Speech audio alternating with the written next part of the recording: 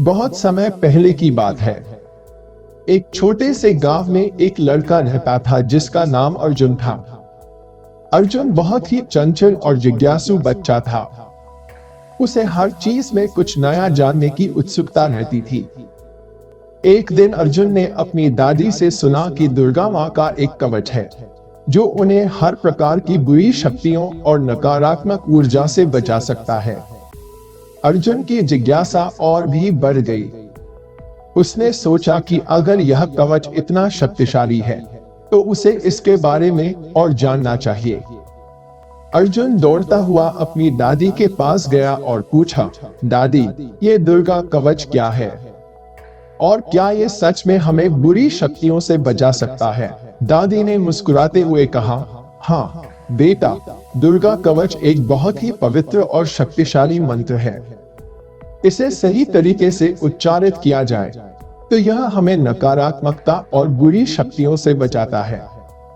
अर्जुन ने जिद करते हुए कहा, दादी, मुझे भी दुर्गा कवच सीखना है। आप मुझे इसे सिखाएंगी ना? दादी ने प्यार से कहा, बिल्कुल, लेकिन इससे पहले कि मैं तुम्हें सिखाऊं, तुम्हें इसके महत्व और सही उच्चारण के बारे में जानना होगा, क्योंकि यह केवल एक मंत्र नहीं है, यह एक ऊर्जा है और इसे सही तरीके से उच्चारित करना बहुत जरूरी है।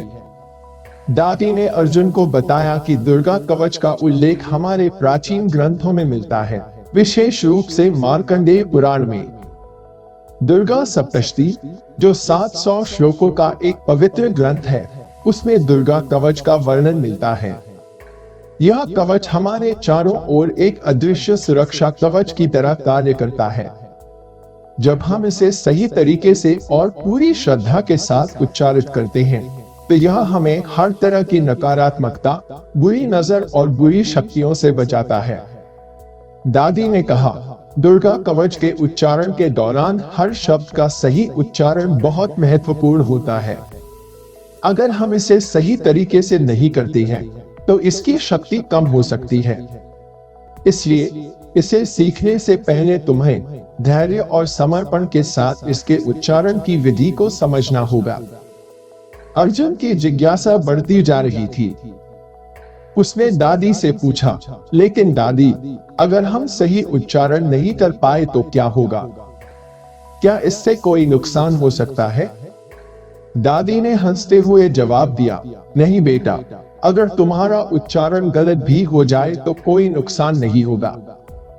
लेकिन जब हम मंत्रों का सही उच्चारण करते हैं तो उनकी ऊर्जा को पूरी तरह से जागृत कर सकते हैं।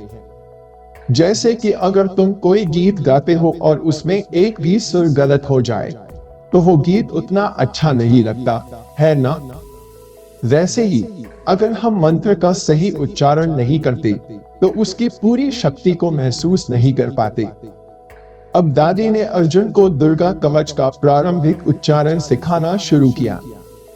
उन्होंने सबसे पहले अर्जुन को एक शांत जगह पर बैठने को कहा। पहला कदम यह है कि हमें मन को शांत करना है, दादी ने कहा। इससे पहले कि हम किसी भी मंत्र का उच्चारण करें, हमें अपनी सभी चिंताओं और डर को दूर करना चाहिए। दादी ने अर्जुन को बताया कि दुर्गा कवच का उच्चारण करने के लिए एक विशेष आसन का प्रयोग किया जाता है। यह आसन लाल रंग का होना चाहिए और अगर लाल वस्त्र धारण किए जाएं, तो यह और भी अच्छा होता है। इसके बाद एक दिया जलाया जाता है, क्योंकि अग्नि देवता की उपस्थिति में किए गए कार्य हमेशा सफल होते हैं। अग्नि को साक्षी मानकर जब हम दुर्गा कवच का उच्चारण करते हैं तो उसका प्रभाव और भी बढ़ जाता है। अब दादी ने अर्जुन को दुर्गा कवच का पठन करना सिखाया। उन्होंने कहा, जब भी तुम दुर्गा कवच का पठन करो, ध्यान रहे कि तुम इसे बार बार और लगातार कुछ दिनों तक पढ़ते रहो।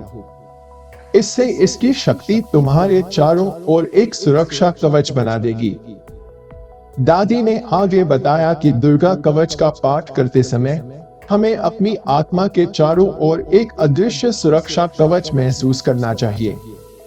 यह कवच हमें हर प्रकार की नकारात्मकता, बुरी नजर और बुरी शक्तियों से बचाता है।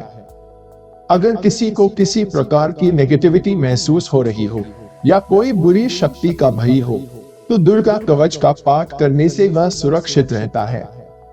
अर्जुन ने ध्यान से दादी की बातें सुनी और नियमित रूप से दुर्गा कवच का पाठ करने लगा।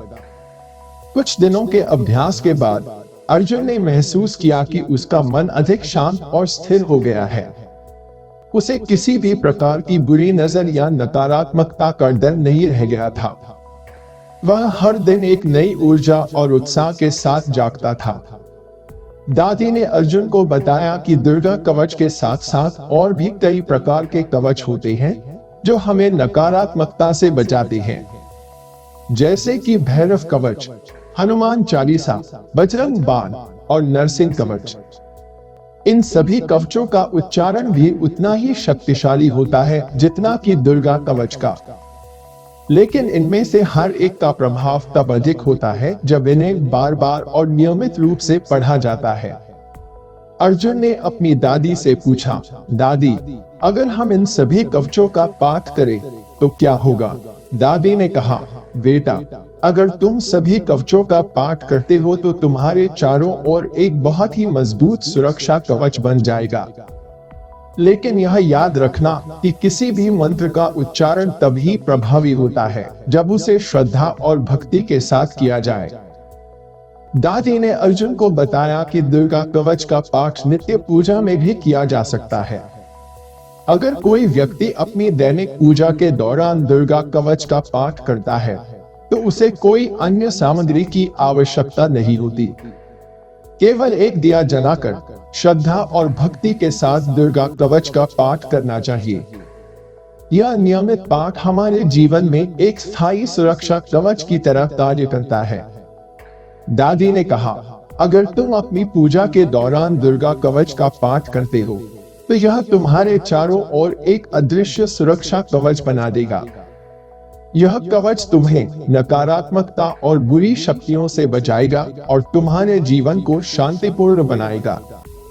अर्जुन ने अपनी दादी से पूछा, दादी, दुर्गा कवच का पाठ करने का सबसे अच्छा समय कौन सा है? दादी ने बताया, बेटा, दुर्गा कवच का पाठ किसी भी समय किया जा सकता है, लेकिन अगर तुम इसे सुबह के समय स्नान करके शुद्ध मन और तन के साथ करते हो तो इसका प्रभाव और भी बढ़ जाता है।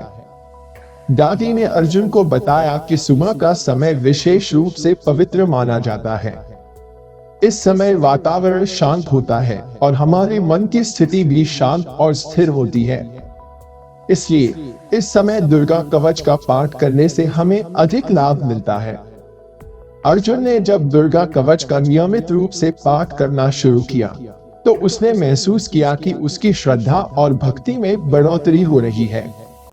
वह हर दिन दुर्गा माँ के प्रति अपनी भक्ति और समर्पण को और गहरा महसूस करने लगा। दादी ने कहा, बेटा, जब हम किसी भी मंत्र का उच्चारण सच्चे दिल से करते हैं तो वह मंत्र हमारे जीवन में चमत्कारिक प्रभाव डालता है। इसलिए हमेशा याद रखना कि किसी भी मंत्र का पाठ करते समय तुम्हारी श्रद्धा और भक्ति सबसे महत्वपूर्ण होती है। अर्जुन की यह यात्रा दुर्गा कवच के माध्यम से उसकी आत्मा की गहराई तक पहुंच गई थी। उसने महसूस किया कि उसकी जिंदगी में बहुत सारी सकारात्मक परिवर्तन आए हैं। उसकी पढ़ाई में ध्यान केंद्रित होने लगा, उसके रिश्ते परिवार और दोस्तों के साथ भी बेहतर हो गए और उसके मन की शांति अब स्थिर और स्थायी हो गई थी। एक दिन अर्जुन ने अपनी दादी से पूछा, दादी, क्या दुर्गा कवच का उच्चारण करने से हमारे जीवन में केवल बाहरी सुरक्षा ही मिलती है या यह हमारी आंतरिक स्थिति को भी प्रभावित करता है? दादी ने मुस्कुराते हुए जवाब दिया, बेटा, दुर्गा कवच का प्रभाव सिर्फ बाहरी सुरक्षा तक सीमित नहीं है, यह तुम्हारे आंतरिक संसार को भी प्रभावित करता है। जब तुम दुर्गा कवच का पाठ करते हो तो तुम्हारी आत्मा की ऊर्जा जागृत होती है। इससे तुम्हारी मानसिक स्थिति स्थिर होती है और तुम्हारी आंतरिक शक्ति बढ़ती है। यह तुम्हारे भीतर की नकारात्मकता को दूर करता है और तुम्हारी आत्मा को शांति प्रदान करता है। अर्जुन ने अब अपने जीवन में दुर्गा कवच की महत्वपूर्ण भूमिका को पूरी तरह से समझ लिया था। उसने यह भी महसूस किया कि जब भी वह अपने दिन की शुरुआत दुर्गा कवच के पाठ से करता है, तो उसके दिन की घटनाएं अधिक सकारात्मक और फलदायी होती हैं। अर्जुन ने अपनी दादी के द्वारा सिखाए गए दुर्गा कवच के पाठ को अपने दोस्तों और पड़ोसियों के साथ साझा किया। उसने देखा कि जब उसके दोस्तों ने भी दुर्गा कवच का पाठ करना शुरू किया, तो उनके जीवन में भी सकारात्मक बदलाव आए। एक बार अर्जुन ने अपने दोस्त राहुल से कहा, राहुल, तुम्हें भी दुर्गा कवच के बारे में पता होना चाहिए। जब मैंने इसे पढ़ना शुरू किया, तो मेरे जीवन में बहुत सारे अच्छे बदलाव आए हैं। तुम्हें भी इसे आजमाना चाहिए। राहुल ने अर्जुन की सलाह पर अमल किया और दुर्गा कवच का पाठ करना शुरू किया। कुछ ही दिनों में उसने महसूस किया कि उसकी जिंदगी में शांति और सकारात्मक ऊर्जा की भरपूरता बढ़ गई है। अर्जुन ने देखा कि जब उसके पड़ोसी और दोस्त भी इस कवच के पाठ को अपनी दिनचर्या में शामिल करने लगे, तो उनके बीच भी एक नई ऊर्जा और सकारात्मकता का संचार होने लगा। यह देखकर अर्जुन ने समझा कि दुर्गा कवच केवल व्यक्तिगत सुरक्षा के लिए ही नहीं, बल्कि समाज में भी एक सकारात्मक बदलाव ला सकता है। अर्जुन के लिए दुर्गा कवच का पाठ एक व्यक्तिगत अनुभव बन गया था। उसने महसूस किया कि जब भी वह कठिनाइयों का सामना करता है या किसी समस्या का समाधान नहीं निकलता, तो दुर्गा कवच के पाठ से उसे मानसिक रूप से सशक्तिकरण और समाधान मिल जाता है। एक बार अर्जुन की परीक्षा की तैयारी चल रही थी और उसे लग रहा था कि वह कठिनाई से गुजर रहा है। उसने सोचा कि इस बार वह अपनी दिनचर्या में दुर्गा कवच को भी शामिल करेगा। उसने नियमित रूप से दुर्गा कवच का पाठ किया और अपनी तैयारी में मनोबल बनाए रखा। परीक्षा के परिणाम आते ही अर्जुन ने देखा कि उसकी मेहनत का फल मीठा रहा। उसने अच्छे अंक प्राप्त किए और उसकी आत्मा को और भी अधिक बल मिला। अर्जुन की इस सकारात्मक यात्रा ने उसे समाज के प्रति जागरूक और उत्तरदायी बना दिया। उसने सोचा कि अगर यह कवच समाज के हर व्यक्ति के लिए इतना महत्वपूर्ण हो सकता है, तो क्यों न इसे बड़े स्तर पर भी प्रचारित किया जाए। अर्जुन ने अपने गांव में एक सार्वजनिक आयोजन का आयोजन किया, जिसमें उसने दुर्गा कवच के महत्व के बारे में लोगों को बताया। उसने एक छोटी सी कार्यशाला आयोजित की, जहां लोगों को सही तरीके से दुर्गा कवच का उच्चारण और इसके लाभों के बारे में सिखाया गया। इस आयोजन में गांव के बहुत सारे लोग शामिल हुए और उन्होंने दुर्गा कवच को अपनी दिनचर्या में शामिल करने की योजना बनाई। अर्जुन ने देखा कि इस आयोजन ने गांव में एक नई जागरूकता और धार्मिक भावनाओं को जन्म दिया। लोग अधिक मिलजुल कर एक दूसरे की सहायता करने लगे और सामूहिक सुरक्षा और शांति के प्रतीक के रूप में दुर्गा कवच को अपनाया। दादी की उपदेशों और अर्जुन की अनुभवों से यह सिद्ध हो गया कि दुर्गा कवच न केवल व्यक्तिगत सुरक्षा का एक माध्यम है, बल्कि समाज में भी एक सकारात्मक बदलाव ला सकता है। यह कवच हमें बुरी शक्तियों से बचाने के साथ साथ हमारी आंतरिक शक्ति को भी बढ़ाता है।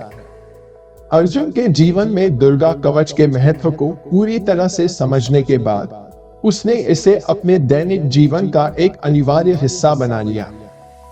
उसने न केवल अपनी आत्मा को शांति प्रदान की, बल्कि समाज में भी एक सकारात्मक संदेश फैलाया।